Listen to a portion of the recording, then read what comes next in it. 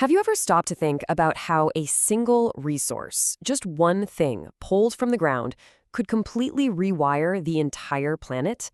Well, today we're diving into the story of how oil did exactly that. It's a wild tale of black gold, secret deals, and the birth of the world we live in today. So let's start with a really simple but powerful question. What happens when the world's most vital resource gets turned into a weapon? Because back in 1973, we found out the hard way. And let me tell you, the shockwaves from that moment are still being felt right now. Which brings us right to our first stop, the moment oil officially became a weapon. Okay, so in October of 1973, Arab oil producers decided to pull the trigger. They declared an embargo, and the fallout was just staggering. I mean, look at these numbers. The price of oil didn't just go up, it quadrupled. It jumped from about $3 a barrel to $12. That's a 300% increase overnight. For the West, this was a catastrophe. It triggered a brutal recession and this nasty thing called stagflation, which is this horrible mix of zero economic growth and crazy high inflation. Just like that, in a matter of months, the entire balance of global power had been turned on its head. But how on earth did we get to this breaking point? I mean, a crisis like this doesn't just happen out of nowhere. To really get it, we need to rewind the clock and see how the stage was set in the first place. And that story begins in an era you could call black gold foreign control. It all started with those first incredible discoveries. First in Persia, what we now call Iran, way back in 1908. Then, boom, massive fields were found in Iraq. Then, Saudi Arabia and Kuwait hit the jackpot. By the 1960s, it was clear the Persian Gulf was basically floating on an ocean of the world's most critical resource. But here's the catch. The deals that were struck back then, they were unbelievably one-sided. It was something called the concession system, and it basically gave Western companies like BP and Aramco total control.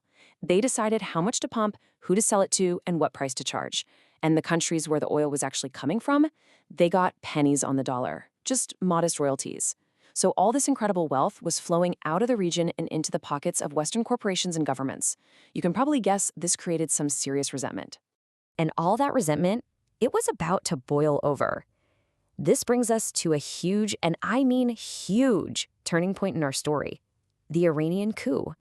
So, picture this. It's 1951. Iran's democratically elected prime minister, a guy named Mohammad Mossadegh, decides enough is enough. He's going to make a stand. His argument was pretty straightforward and honestly hard to disagree with. He said the oil resources of Iran are the property of the people of Iran. Iran should control its own resources. And with that, he did something radical. He nationalized the Anglo-Iranian Oil Company, basically taking it back for his people. Well, the West's reaction was swift and it was brutal. It all went down in 3 steps. First, Iran nationalizes its oil. Second, in response, Britain and the U.S. slap a crippling economic embargo on Iran, tanking their economy. And then, the knockout blow. The CIA and Britain's MI6 orchestrate a coup, codenamed Operation Ajax, and they physically overthrow Mossadegh and put the pro-Western Shah back in power. In the short term, it worked. The West got its access to Iranian oil back. But the long-term legacy of this coup was just disastrous. It fueled this deep, burning resentment toward the West that lasts to this day.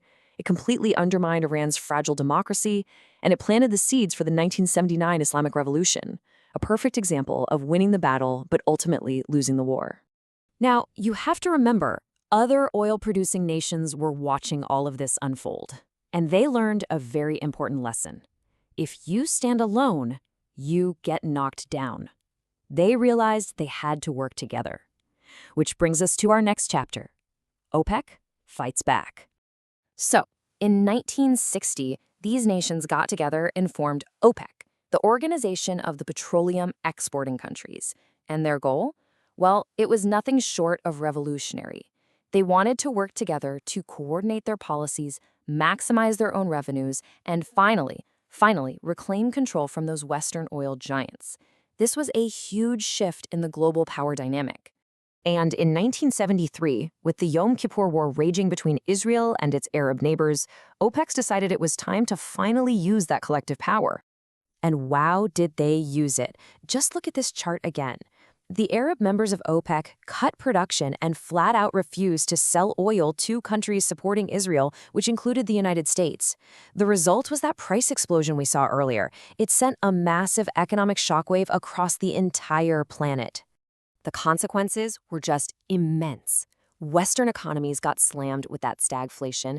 Governments started scrambling to create strategic oil reserves, just in case this happened again. But the biggest thing?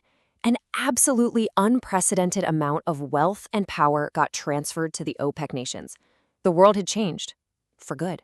This crisis basically forced the United States into a corner. And its response was a strategic masterstroke that would define the global financial system for the next 50 years. This is a story of the birth of the petrodollar. Okay, so in 1974, the U.S. goes and strikes this secret deal with Saudi Arabia, the big boss in OPEC. The terms were genius in their simplicity. Saudi Arabia promised two things. One, they would price all their oil sales only in U.S. dollars. And two, they would take all those billions in profits and invest them back into U.S. government bonds. In return, the U.S. guaranteed it would provide military protection and arms to the Saudi kingdom. And this single deal created what we now call dollar hegemony. Think about it for a second. Oil is the one thing every single country on Earth needs. And if you have to buy it in US dollars, then every country on Earth needs a constant supply of US dollars. This creates permanent, massive, global demand for American currency. It's an incredible position of power to be in.